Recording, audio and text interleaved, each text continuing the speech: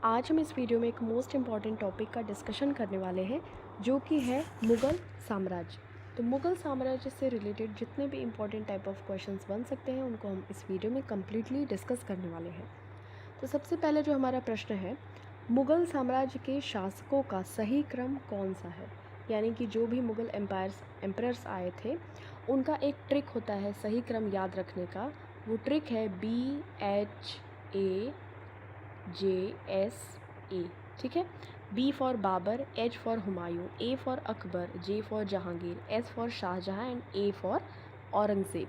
तो भाजपा आपको पता होगा BHAJPA, तो ये S की जगह P होता है, बस यहाँ पे आपको S कर देना है यानी कि शाहजहां। तो आप इस तरीके से जो करेक्ट आंसर इसका हो जाएगा ऑप्शन नंबर C, यानी कि बाबर, हुमायूं, अकबर, जहांगीर, शाहजहां, औरंगज़ेब और बहादुर शाह। ठीक है, बाबर मुग़ल साम्राज्य का संस्थापक था। इसने 1526 में इब्राहिम लोदी के साथ पानीपत की पहली लड़ाई लड़ी थी और मुग़ल साम्राज्य की नींव स्थापित कर दी थी। और उनकी जो आत्मकथा यानी कि बाबर की आत्मकथा जो है वो तुजुक-ए-बाबरी तुर्की भाषा में लिखी गई थी। और जो हुमायूं था, ये हुमायूं बाबर का पुत्र था। हुमायूं की आत्मकथा उसकी बहन जो गुलबदन बेगम ने लिखी थी, हुमायूं नामा। ठीक है, ये सभी चीज़ें आपको ध्यान में रखनी है। पहला मुग़ल सम्राट बाबर ये कहाँ से भारत में आया था? तो इसका करेक्ट आंसर हो जाएगा फरगना। ये फरगना का शासक था, रूलर था। और बाबर भारतीय उपमहाद्वीप में मुग़ल साम्राज्य का संस्थापक था। इसने 1526 से 1530 तक मुग़ल वंश पर शासन किया।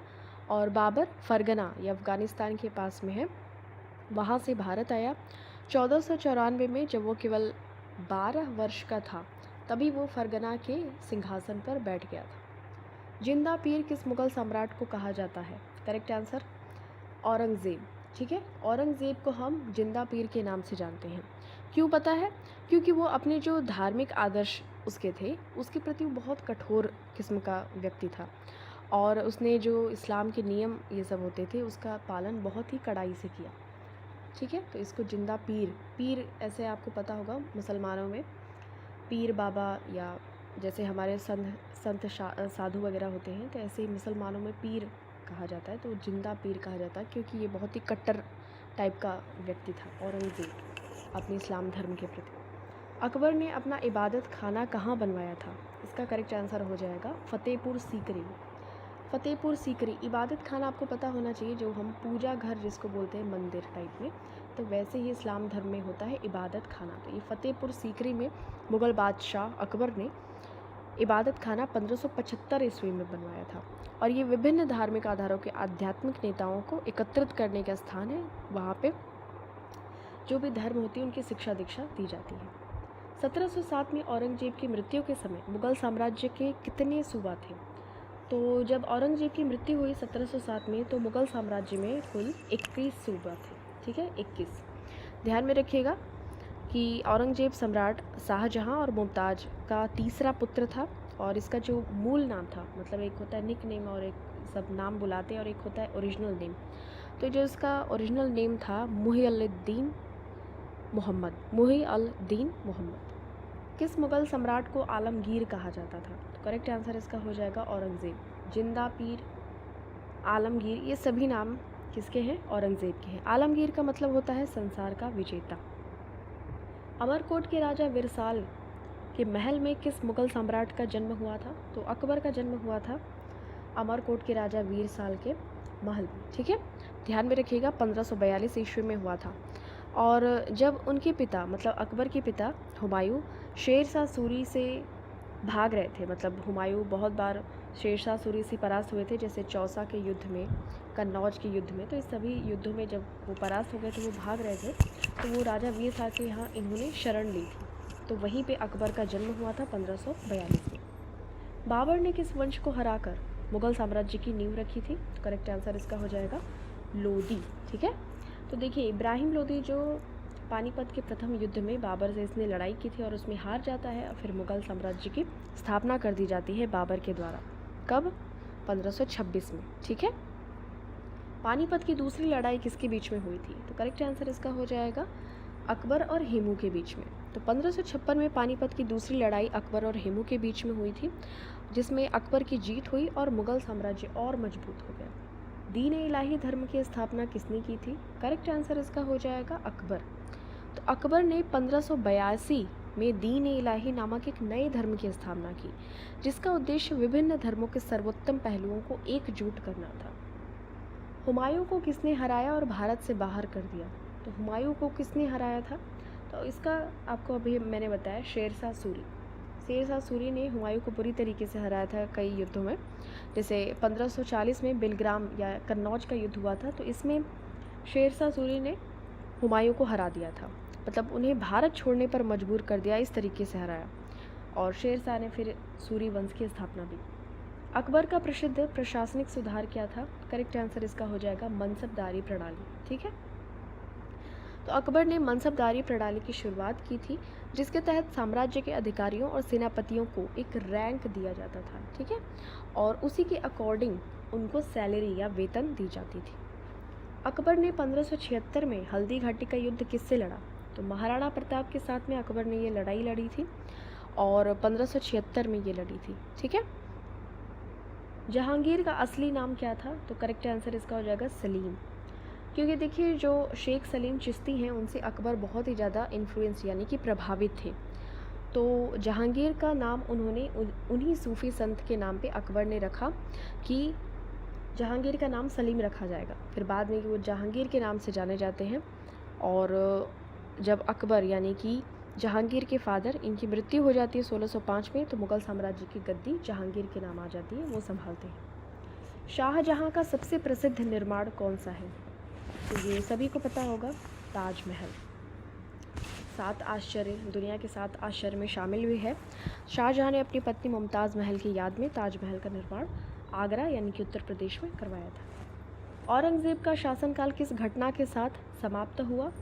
करेक्ट आंसर इसका हो जाएगा औरंगज़ेब की मृत्यु। तो औरंगज़ेब की मृत्यु के साथ ही औरंगज़ेब का शासनकाल समाप्त हो गया। 1707 में औरंगज़ेब की मृत्यु हुई और धीरे धीरे आप देखते हैं कि मुग़ल साम्राज्य का पतन शुरू हो जाता है। दौलताबाद में स्थित फ़कीर बुरहानुद्दीन की कब्र के अहाते में फिर औरंगज़ेब को दफना दिया गया। अकबर के शासनकाल में किस भाषा का उपयोग राज दरबार में होता था? करेक्ट आंसर इसका हो जाएगा फ़ारसी। अकबर के दरबार में फ़ारसी भाषा का आधिकारिक रूप से उपयोग होता था। औरंगज़ेब का असली नाम क्या था? तो ये हमने अभी देखा था, मुइनुद्दीन मोहम्मद। ठीक है, तो औरंगज़ेब का पूरा नाम मुइनुद्दीन मोहम्मद था। इसने मुग़ल साम्राज्य का विस्तार किया, लेकिन उसकी कठोर धार्मिक नीतियों के कारण साम्राज्य का पतन शुरू हो गया, और ये सभी धार्मिक नीतियों के कारण उसे कहा जाता था जिंदा पीर। मुग़ल साम्राज्य का अंतिम सम्राट कौन था?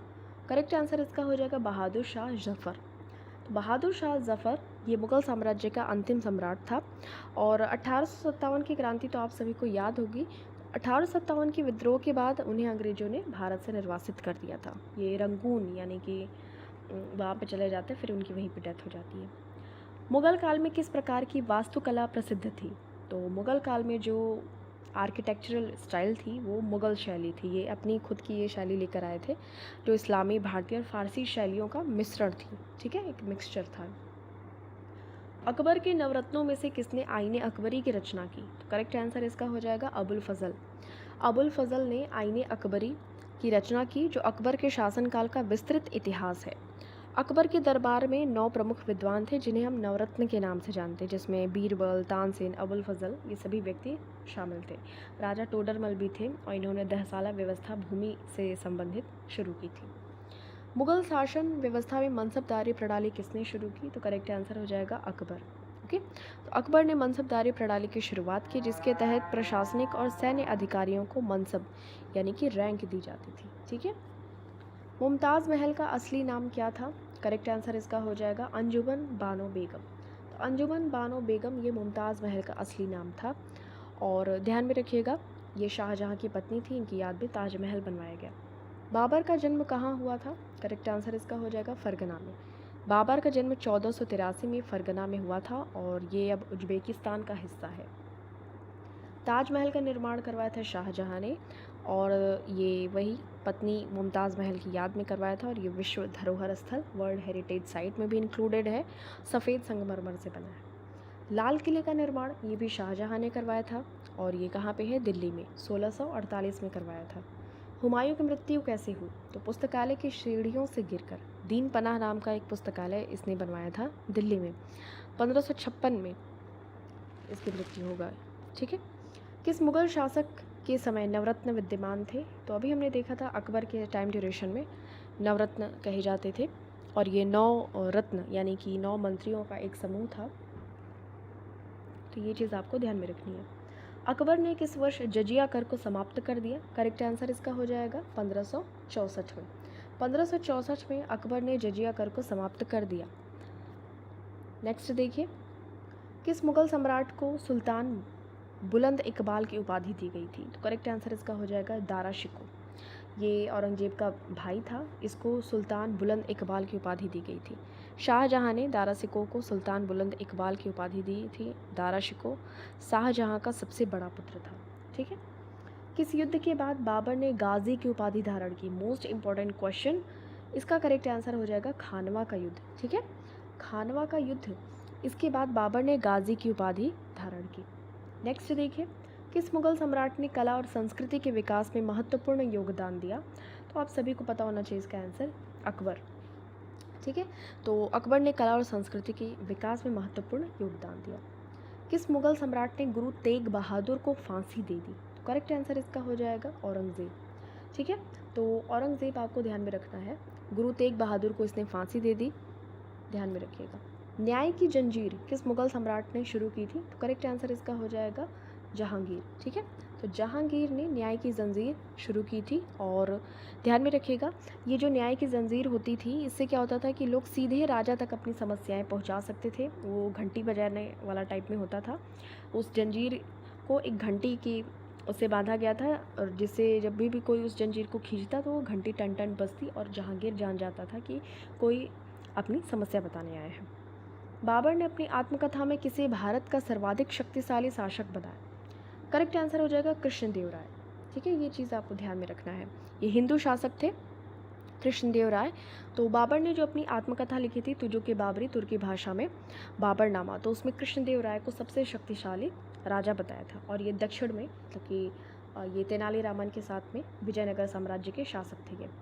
किस मुगल शासक के शव को पहले आगरा में दफनाया गया और फिर उसके बाद कहाँ दफनाया गया? काबुल में।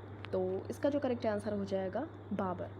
तो बाबर का जो शव था पहले उसको आगरा में दफनाया गया, फिर काबुल यानी अफ़गानिस्तान की राजधानी को काबुल में दफनाया गया। बाबर द्वारा लड़ा गया अंतिम युद्ध कौन सा था? करेक्ट आंसर इसका हो जाएगा घाघरा का युद्ध। ठीक है, पानी पिया, खाना खाया, चला यानी कि चंदेरी का युद्ध, फिर लास्ट वाला घाघरा बांध के।